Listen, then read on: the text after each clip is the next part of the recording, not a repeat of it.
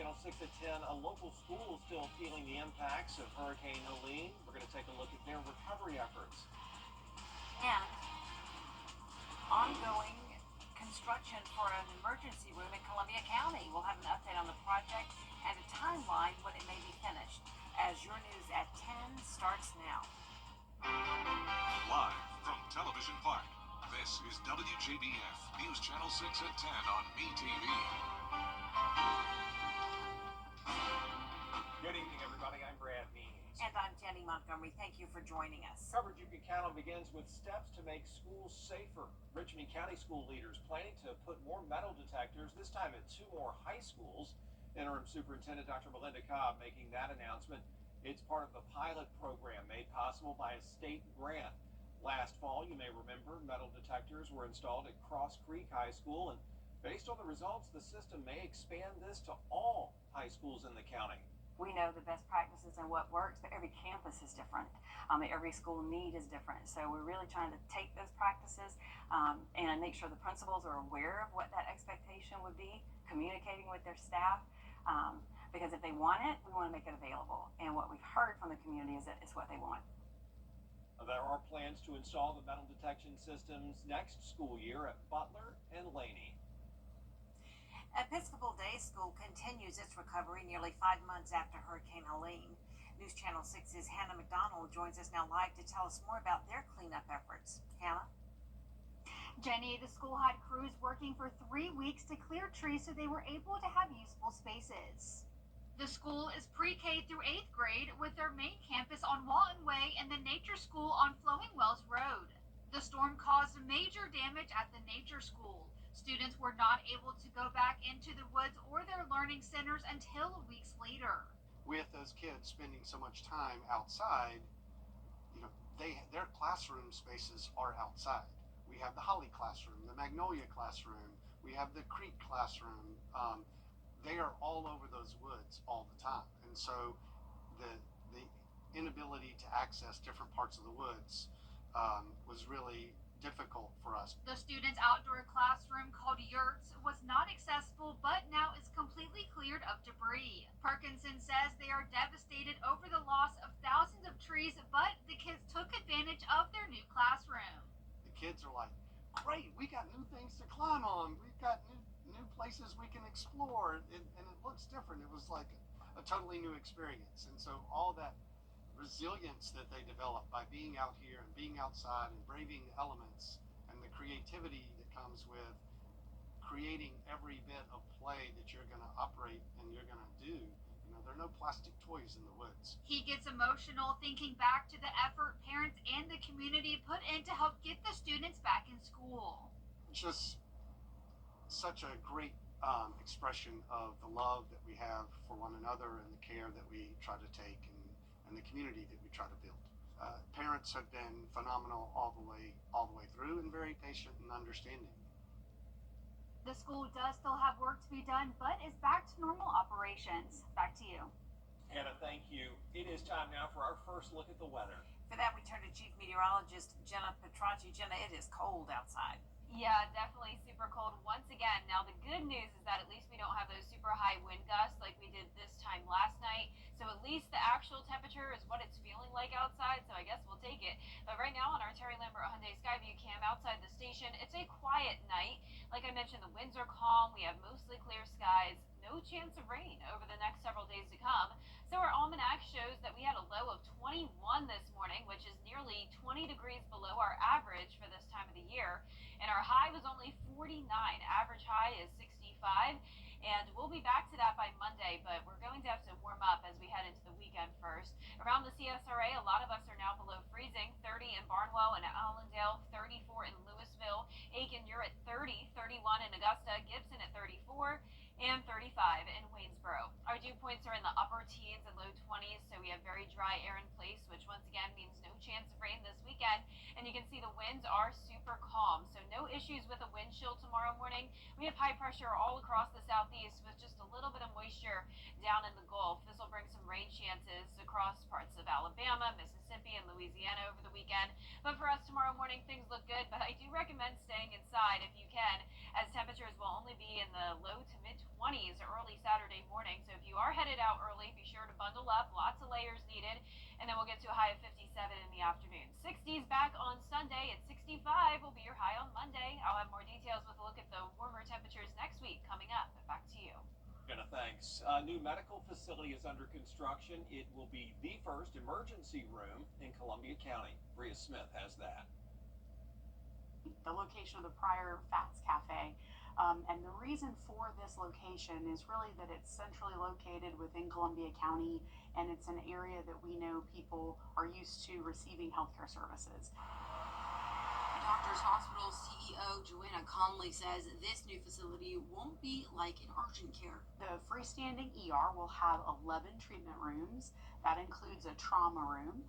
It will also have the full complement of services that the community is used to seeing in an emergency department, such as CT, X-ray, as well as laboratory and pharmacy services. So it will truly be a destination where people can go for the emergency care that they need. Will Walker is the VP with Clifton Construction's Augusta Group.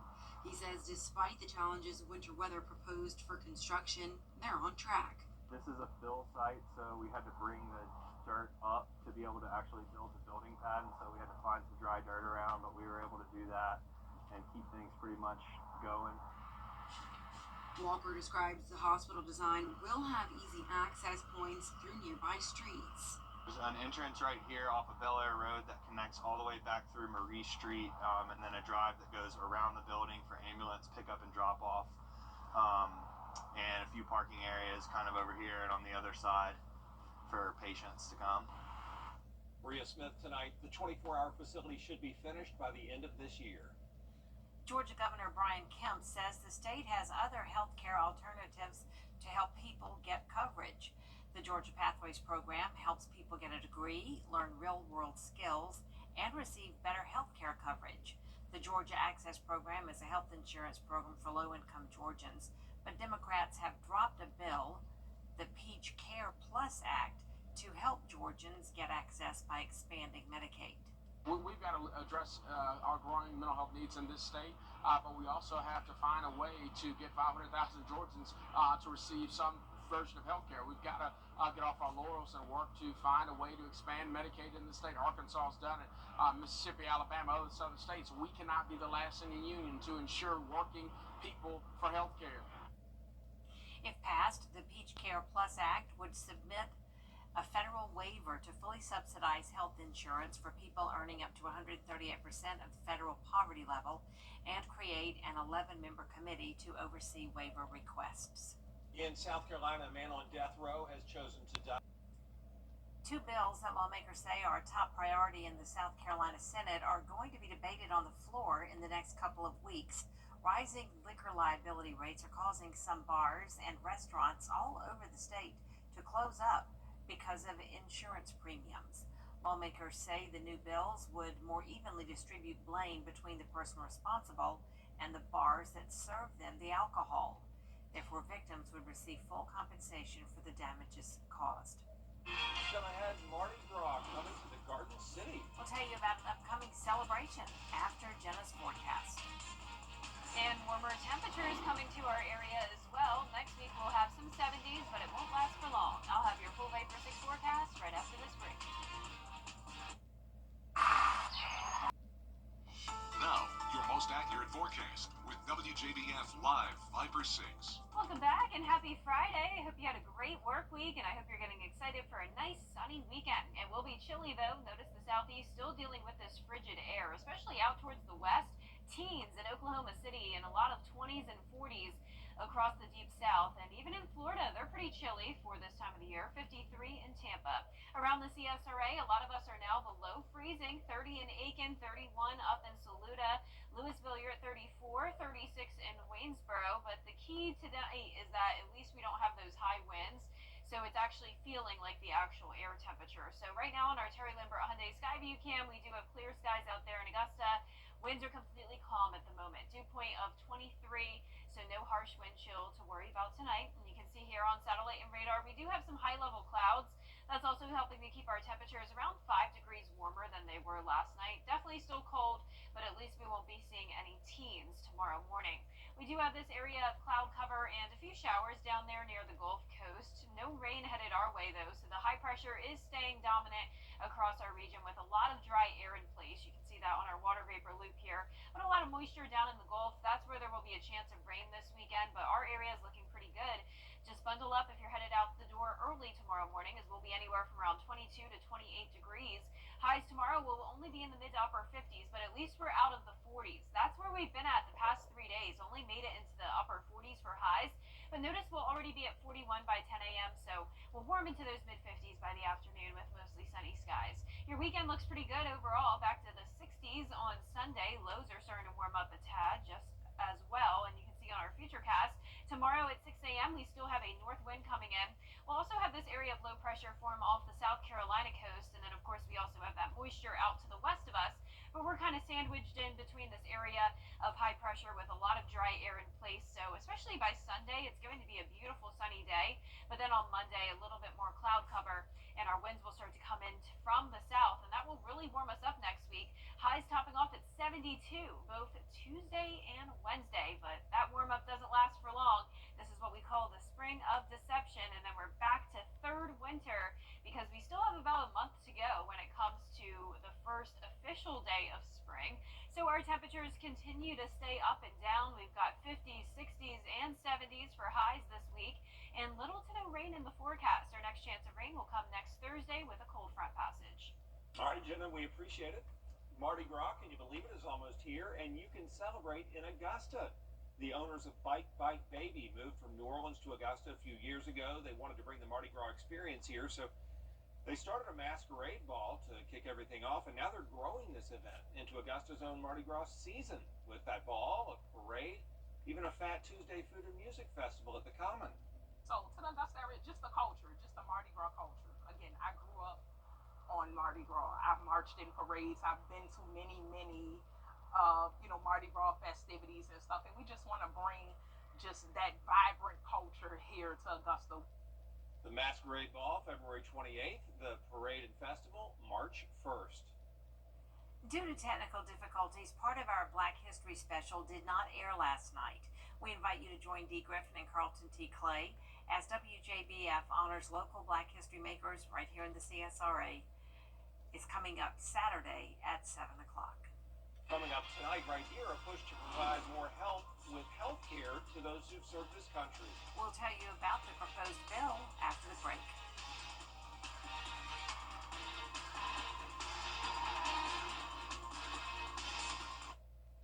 For some children, The prom is a special night for high schoolers, a chance to create memories that will last a lifetime. But for some families, the financial burden can be overwhelming. Join News Channel 6 as we present The Giving Gown, devoted to making sure that all young women feel beautiful on prom night. Donate your gently worn prom dress, shoes, and accessories at Television Park in Augusta. The Giving Gown, proudly sponsored by Bridgestone, Aiken Regional Medical Centers, and News Channel 6. Lawmakers on Capitol Hill. Beer Temple. Coming up, the second round of the high school state basketball tournament is underway. We have highlights from 3 girls' games in sports. So we'll be right back. Save it rate. For your free quote, call now. Every day, ordinary people in the CSRA do extraordinary things to serve our community. Each month, News Channel 6 recognizes these outstanding volunteers with the Giving Your Best Award. Do you know an everyday hero who goes the extra mile to help others? Nominate them for the Giving Your Best Award by visiting WJBF.com and filling out the entry form. sponsored by Science Co., Piedmont Augusta, Security Federal Bank, and News Channel 6. To get the weather, you need to see the whole picture. That's why Live Fiber 6 gives you the Skyview network. Get a live view of traffic and weather from all over the CSRA. Available online 24 hours a day at WJBF.com and the free Live Fiber 6 mobile app. The WJBF Live Fiber 6 Skyview network, powered by Terry Lambert Hyundai. Low prices, big selection, and committed to quality customer service. WJBF sports coverage you can count on. The second round of the girls' state tournament games are in full swing, starting out with a region matchup. Josie hosting Butler. The Lady Eagles lead at 31-27 in the fourth quarter. A nice defensive play here as Zamaya Jenkins goes up for not one, but two block shots. Then on offense, to a region player of the year, Carrie Fulellen drives straight to the basket for two. But then Butler's Renaya Curry sinks the off-balance floater. The Lady Eagles put the game away with free throws. They survive and advance 42-36 and are back on the court Tuesday. And out in Thompson, Josie's Elite Eight opponent decided in this one. Early third quarter, Tylasia Lattimore finds Jada Kendrick on the nice dime. Thompson out in front big early. Then Kendrick again. This time she's coming down court full steam ahead. Gets it over to Jylea Ruff. She's going to bury the three ball. Thompson had an 18-point lead over Sumter County. Sumter mounts a mini comeback, but Thompson holds on for the 61-54 win. They'll play Josie on Tuesday. And the North Augusta Lady Yellow Jackets march on in their quest for another state crown, facing Aiken tonight. Started out a little slow. Ashley Walker gets the steal here, finds Kennedy Wright for the bucket. Aiken actually had a 1-point lead early, but North Augusta's 20-4 run broke the game open. Ashley Walker was phenomenal, scoring from inside and out. Jackets go on to get the easy 57-25 win. They'll face Gray Collegiate in the Elite Eight next week. And tonight, Augusta University Athletics held their inaugural Hall of Fame banquet at the Augusta Marriott at the Convention Center. Administration, players, coaches, and teams of distinction were inducted, including the men's golf back-to-back Division I champions. First one was really sweet. The second one was even sweeter because I think we proved that it wasn't a fluke, that we were a great team, probably one of the best, ever to compete in Division I men's golf, and so it was really a sweet one. It's an honor to be here and be amongst peers. You chase a dream. I started playing in dirt courts in the backyard. I'm in the Hall of Fame now, so anything possible. And congratulations to tonight's inductees. And for the Lakeside boys basketball team, this season's region championship and Sweet 16 state tournament run is bigger than a good accomplishment, somewhat historic. After settling around the 500 mark record-wise for most of the season, Lakeside ripped off 4 straight region tournament wins to capture the school's second ever region title and first since 2017. Then Lakeside grabbed a 62-57 win over New Manchester in the first round of the 5A state tournament Wednesday, their first state tournament victory in 2 years. Now, the Panthers prepare for a tough task on Saturday. It'll be the second region championship team, in school history. So that's huge for these guys, making history in that fashion. And then, we just want to continue to make history by getting to the Elite Eight. Yeah, it feels real amazing that we can do that from all the 3 years that we've been through. We've been struggling, but now we finally got stuff going with Coach Diggs and stuff. I feel like we just had to build our chemistry more. All the games leading up to it, it was just building chemistry. And once the region came, we locked in, put it all together. Lakeside Winder Barrow to tip off Saturday at 5 o'clock. And according to the Golf Channel, Charlie Woods is the 37th and final player of the list of male participants. There is also a 24-player women's division at Sage Valley in Graniteville, South Carolina. Woods won the South Florida PGA Junior Cup last July, and he also qualified for his first U.S. Junior Amateur last summer. That's it for sports. We'll be right back. Congress is paying attention to News Nation's. And last but not least, it's been cold, and many people are ready for the cold to come to an end. So spring, please show us a sign. Out there somewhere with George Escala. This winter has worn out its welcome. People are pleading for a sign of spring. For every moment. It's cold. I'm waiting for something. The daffodils at Amanda Lanier's house are a sight for sore eyes. It was amazing. It was like they came up overnight, really. They're beautiful. Flowers, tree blooms, birds. People love seeing signs of spring. What is your sign of spring? I guess the forsythias. The robin's going through mid-February. Birds and blooms are solid signs of spring, but in some parts of Augusta, there might be one that's hard to beat. I guess so. It's not a bloom, it's a bus, and the first first spotting of the ticket bus has got to be the surest sign of spring. And yes, I guess around Augusta it is. You like that sight? I do. Yeah. Is it better than the robin? No. It may not be a bird, but as a sign of spring, it's solid gold. Yes, sir. I'm excited about the Masters. So if you're tired of waiting on the bus, relax. Spring is right around the corner. Out there somewhere in Augusta, George Escala, WJBF, News Channel 6. My goodness, looks like the Golden Tickets bus there got kind of a makeover since last That's Masters. Brad. Yeah. Amazing. Can't believe it's back already. Good observation there. I mean, it's right around the corner too. Yeah, it is. I mean, it signals the start of spring, and Sunday's weather signals the start of spring, sort of. Yeah, you would think so. I mean, I wish it would last. It would be nice to have at least a week of 70-degree weather, but we got around 2 days of it, so I guess we'll take that for now. 72 on Tuesday and Wednesday. Then we have a cold front on Thursday. That'll drop our temperatures back to around average. But notice the 10th day of the 10-day forecast showing a high of only 55. So we will have a pretty cool start to the new month of March. All right, thank you, Jenna, and thank you all for watching. We're back at 11 on News Channel 6. Hogan's Heroes is next right here on MeTV. Have a great night. Good night.